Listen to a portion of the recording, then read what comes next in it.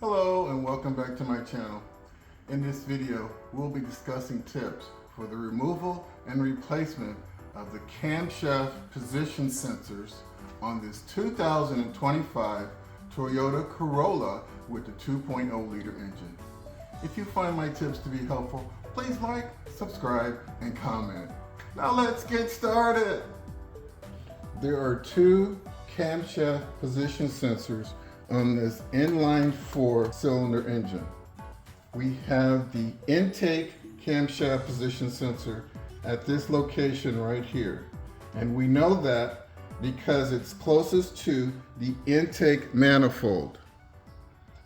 Okay? At this location right here, we have the exhaust camshaft position sensor. And we know that because it's located closest to the exhaust manifold, right? And you can see the wiring and the tip of the O2 sensor.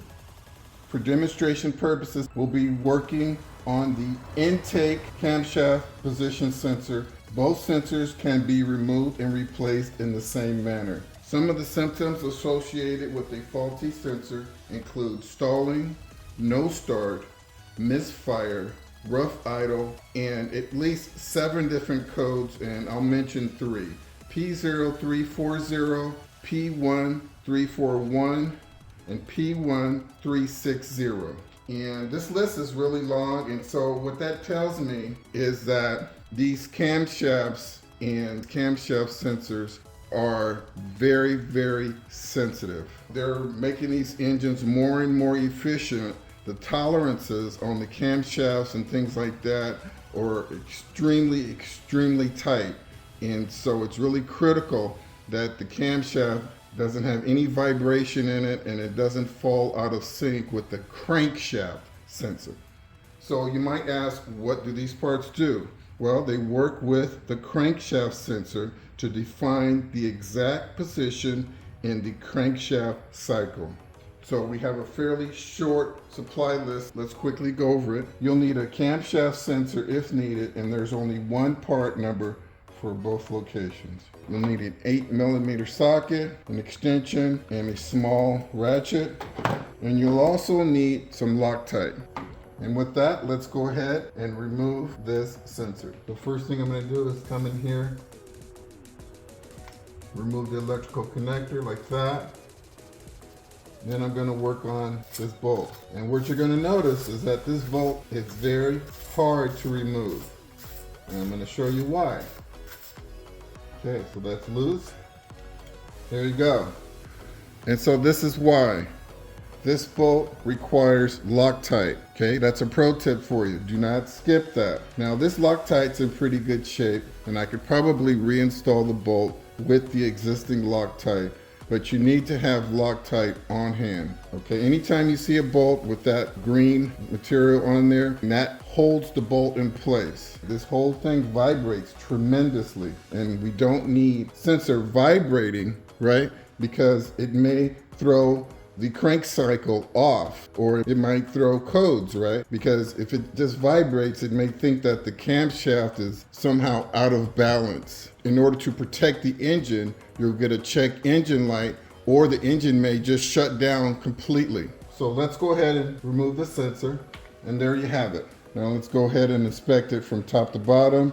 You have your 3 electrical prongs. Pay special attention to this housing and make sure there's no cracks here. There's your O-ring, and you'll notice above the O-ring there's no oil.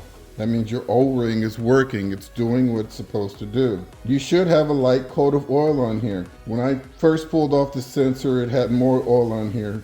So it's a little drier than it was when I originally pulled it out. So I just wanted to mention that. If you pull this sensor off and the coat of oil is reddish or brownish, or there's sludge built up on here, before you change this sensor, you need to change your oil and use a premium oil filter. These cars are becoming way more sensitive to oil filters. Unlike in the past, you could kind of get away with a crappy oil filter, but that isn't the case anymore. And I'm seeing problems with these sensors, variable valve, control valves, and things like that. I believe it's because people are going to the Jiffy Lube shops or the Quickie Lube and I'm not pitching them, I'm just naming some off. They're saying, yeah, hey, I want the $19.99 oil change, but really they should be getting the $79.99 oil change that comes with high quality oil and a high quality filter, okay?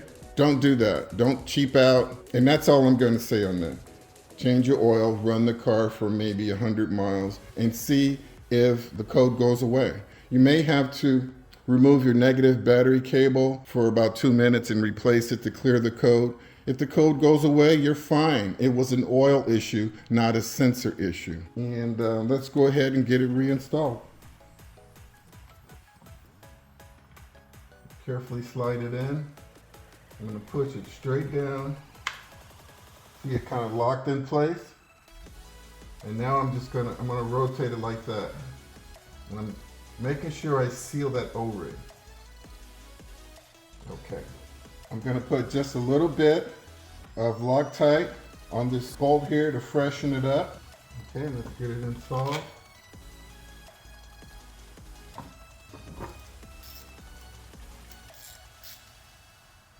Now, what you can't see is that this bolt goes through this valve cover, connects to a metal housing. You never see Loctite for a plastic housing, okay? So that's why the bolt's a little bit longer and it's connecting to a metal housing down there. That said, do not wrench down on this thing. There's Loctite there, that's all you need. Okay, where's that electrical connector hiding on me? There it is. Look at the female connector, look at the gasket, make sure it's in place and it's not deformed. Looks great. Slide it in place, and there you go. Well, folks, that wraps up the removal and replacement of the camshaft position sensors on this 2025 Toyota, the 2.0 liter engine. I hope you found my tips to be helpful. Please like and subscribe, and until next time, drive defensively.